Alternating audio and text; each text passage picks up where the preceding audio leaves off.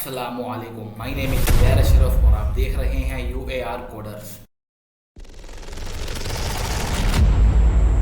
तो आज की इस वीडियो में हम ये देखेंगे हम अपनी वेबसाइट में अपनी इमेज या कोई भी इमेज किस तरीके से ऐड कर सकते हैं। अगर आपने आज से पहले कभी कोई वेबसाइट डेवलप नहीं की और ना ही कभी कोडिंग की है तो ये वीडियो आपके लिए है, क्योंकि इस वीडियो में हम बेसिक्स ही कवर करने वाले हैं। तो बगैर कोई टाइम वेस्ट किए डायरेक्टली चलते हैं स्क्रीन के। अक्सर वेब डेवलपर्स कोडिंग के लिए जिस सॉफ्टवेयर का यूज करते हैं उस सॉफ्टवेयर का नाम है VS कोड। मुझे इजी टू यूज है और 100% फ्री सॉफ्टवेयर है, इसलिए हम इस सॉफ्टवेयर का यूज करते हैं। तो आपने इस सॉफ्टवेयर को डाउनलोड करने के लिए सिंपली किसी भी ब्राउजर में आ जाना है। मैं यहाँ से क्रोम ब्राउजर में आऊंगा। सर्च बार में आपने सर्च करना है VS कोड। इस सॉफ्टवेयर की फुल फॉर्म है विजुअल स्टूडियो कोड। तो सिंपली आपने यहाँ से इस सॉफ्टवेयर को डाउनलोड कर लेना है। उसके बाद मैं आपको एक चीज क्लियर कर दूं, अगर इस वीडियो में आपको किसी किस्म की कहीं से कोई समझ नहीं आती तो आप कमेंट बॉक्स में भी मुझसे पूछ सकते हैं, और मेरे यूट्यूब चैनल के डिस्क्रिप्शन में मेरे इंस्टाग्राम प्रोफाइल का भी लिंक है, आप वहां से भी मुझसे पूछ सकते हैं। इंशाल्लाह मैं पूरी कोशिश करूंगा आपको रिप्लाई करने की। तो सबसे पहले आपने जो काम करना है, अपना एक फोल्डर क्रिएट कर लेना है जिसके अंदर आपने कोडिंग करनी है। तो मैं यहाँ से आप अपना एक फोल्डर क्रिएट कर लेता हूँ। फोल्डर क्रिएट तो आपको करना आता ही होगा, Windows plus control plus shift plus N, ये नया फोल्डर क्रिएट करने की शॉर्ट की है। तो इसका नाम मैं यहाँ से रख लेता हूँ कोडिंग। ठीक है, तो ये मैंने अपना फोल्डर क्रिएट कर लिया है। आप इसके अंदर हम अपनी कोडिंग करेंगे। तो आपने अपने VS कोड में आ जाना है। तो VS कोड को डाउनलोड करके इंस्टॉल करने के बाद जब आप ओपन करेंगे तो आपको कुछ ऐसा इंटरफेस देखने को मिलेगा। अब इस फोल्डर को आपने अपने VS कोड में ओपन करना है कोडिंग करने के लिए, ठीक है ना। तो आपने ये जो ऊपर फाइल्स का आपको नजर आ रहा है ना, फाइल्स, आपने इस पर क्लिक करना है और यहाँ से आपने क्लिक करना है ओपन फोल्डर पे। यहाँ से क्लिक करेंगे। मैं डेस्कटॉप पे फोल्डर क्रिएट किया था, तो मैं यहाँ से इसको डेस्कटॉप पे क्लिक करूंगा और फोल्डर था हमारा कोडिंग, ये रहा कोडिंग। इसको मैं यहाँ से सिलेक्ट फोल्डर कर लूंगा और हमारा यहाँ से ये फोल्डर ओपन हो गया। तो अब जो आपने काम करना है, सबसे पहले हमारा ये जो कोडिंग फोल्डर है ना, इसके अंदर आपने एक फाइल क्रिएट करनी है अपने HTML कोडिंग की। तो ये जब आप अपने कर्सर को यहाँ पर लाएंगे तो आप ये देखिए ये न्यू फाइल का ऑप्शन दे रहा है। अगर इस पे क्लिक करेंगे तो नया फोल्डर बन जाएगा। तो हमने अब इसके अंदर एक फाइल क्रिएट करनी है HTML की। तो मैं यहाँ से फाइल पे क्लिक करूंगा। अब आपने इसका नाम आप कुछ भी रख सकते हैं, इसका नाम आप रखें इंडेक्स, वो ज्यादा बेहतर है, INDEX। लेकिन अगर आप कुछ और भी रख लेंगे ना तो मसला नहीं है, लेकिन अगर आप ये रखेंगे तो आप ये स्पेस कम लेगा, तो ये ज्यादा बेहतर है। लेकिन आपने जो है ना इस नाम के एंड पे अगर आप HTML कोडिंग कर रहे हैं तो .html, अगर CSS कोडिंग कर रहे हैं तो .css। फॉर एग्जांपल मैं यहाँ से HTML, अभी हम HTML का कोड कर रहे हैं ना बेसिक से, तो आपने .html लिख दे रहे हैं। अगर हम यहाँ पे CSS की कोडिंग कर रहे होते जो कि हम आगे जाके सीखेंगे तो हम .css लिखेंगे। तो एंटर कर देना है। ये हमारा हो गया फोल्डर क्रिएट।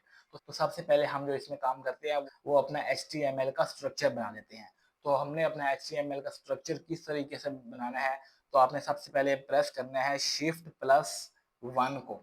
तो ये जो आप देख रहे हैं ये साइन आपका लग जाएगा। तो आपने एंटर को करना है, ये हमारा खुद ही स्ट्रक्चर बन जाएगा। ठीक है, इसमें ये डॉक टाइप HTML है, ये HTML है। तो सबसे पहले हमारी वेबसाइट में क्या हेड आ जाता है, ये जो चीजें हैं ना मेटा वगैरह, ये है हमारी वेबसाइट की SEO की। तो इसको फिलहाल हम डिस्कस नहीं करेंगे। तो इसके बाद ये आ जाता है हमारे पास टाइटल।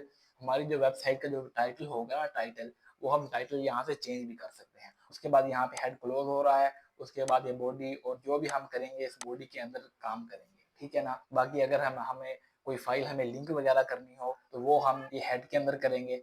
वैसे जो भी हमारा आउटपुट शो होगा ना हमारी वेबसाइट में, वो हम इसकी बॉडी के अंदर ही करेंगे। आगे बढ़ने से पहले मैं आपको ये बता दूं, पहले आपने इसके अंदर एक एक्सटेंशन इंस्टॉल करनी है। ये जो आप देख रहे हैं ना, यहाँ से आपने आ जाना है एक्सटेंशन पे। यहाँ पे आप एक एक्सटेंशन है वो सर्च करेंगे, लाइव सर्वर, LIVESERVER, एंटर करेंगे। तो ये एक्सटेंशन है लाइव सर्वर के नाम से, आपने इसको यहाँ से इंस्टॉल कर लेना है। मैंने पहले ही इंस्टॉल किया हुआ है। तो अब इसका फायदा क्या है, तो जो भी हम इसके अंदर कोडिंग करेंगे ना, फॉर एग्जांपल मैं अपनी वेबसाइट में लिख लेता हूँ हेलो वर्ल्ड, ठीक है ना। मैं इसको यहाँ से थोड़ा सा ऊपर कर देता हूँ। जी आप देख सकते हैं ना, ये आ गया हमारा गो लाइव। आप इस पे क्लिक करेंगे तो जो हम अपनी वेबसाइट के इनपुट में कोडिंग कर रहे होंगे वो हमें यहाँ पे शो हो जाएगा, हेलो वर्ल्ड। ये अब हमारी वेबसाइट गूगल पे खुल चुकी है। तो अब हम बढ़ते हैं अपने मेन टॉपिक की तरफ, अपने वेबसाइट में इमेज किस तरीके से ऐड करना है। मैं इसको यहाँ से मिनिमाइज कर देता हूँ। तो जो पिक्चर आपने अपनी वेबसाइट में ऐड करनी है वो आपने उस फ़ोल्डर के अंदर डाल लेनी है जिस फ़ोल्डर में हम कोडिंग कर रहे थे। मैं यहाँ से इस फ़ोल्डर में कोडिंग कर रहा था, तो ये पिक्चर जो है वो मैं अपनी वेबसाइट में डालना चाहता हूँ। तो ये पिक्चर मैं अपने इस फ़ोल्डर के अंदर डाल दूँगा। ये हमारी वेबसाइट पड़ी है जो कि अब गूगल में खुल रही है और उसी फ़ोल्डर के अंदर मैंने अपनी इमेज ऐड कर दी है। तो अब हम चलते हैं अपने फिर से वीएस की तरफ आ जाएँगे। इमेज ऐड करने के लिए आपने जो कोड लिखना है वो लिखना है IMG। IMG को करके आपने एंटर कर देना है, ठीक है?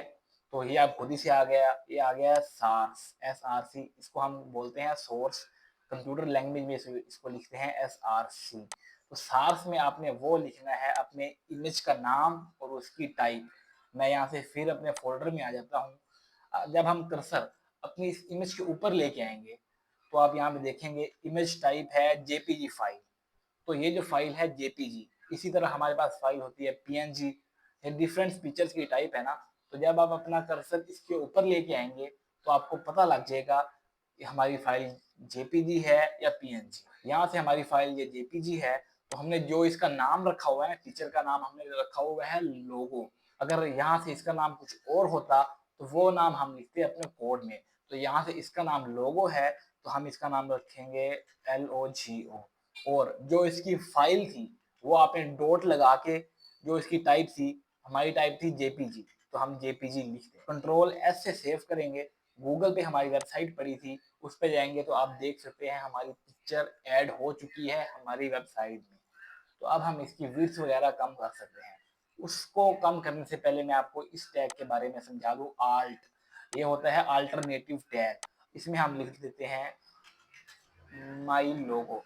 अगर हमारी तस्वीर में किसी किस्म का कोई मसला आ जाता है या कोडिंग में कोई मसला आ जाता है, फॉर एग्जांपल मैंने यहाँ से इसकी नाम भी खराब कर दिया और टाइप भी खराब कर दी, अब मैं अगर कंट्रोल एस से सेव करूंगा और अपनी वेबसाइट में आऊंगा तो आप देख सकते हैं अल्टरनेट ये आएगा माई लोगो, ठीक है ना।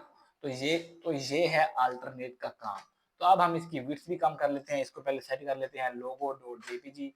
उसके बाद अब यहाँ पे आपने आ जाना है, इसकी लिखनी है, इसकी हम विड्थ कम कर लेते हैं सिंपली WID विड्थ। तो आप अपने हिसाब से कस्टमाइज कर लेते हैं। मैं यहाँ से इसके रख लेता हूँ 400 पिक्सल। कंट्रोल एस से सेव करेंगे, फिर हम अपनी आ जाएंगे वेबसाइट में, तो आप ये देख सकते हैं हमारी पिक्चर इतनी छोटी हो चुकी है। तो अगर आप यहाँ पे विड्थ इसे और कम बढ़ा भी कर सकते हैं। मैं यहाँ से 300 रख लेता हूँ।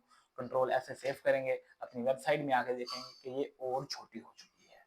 तो ये था हमारा आज का lecture, how to add image in our website, जो कि आपको अच्छे तरीके से पता लग गया है। मैं फिर कहना चाहूँगा, अगर आपको इस वीडियो में किसी किस्म की कहीं से कोई समझ नहीं आई तो आप कमेंट बॉक्स में भी पूछ सकते हैं। इंशाल्लाह मैं पूरी कोशिश करूँगा आपको रिप्लाई करने की। तो इसी के साथ दीजिए इजाज़त, मिलते हैं नेक्स्ट वीडियो में। अल्लाह हाफिज़।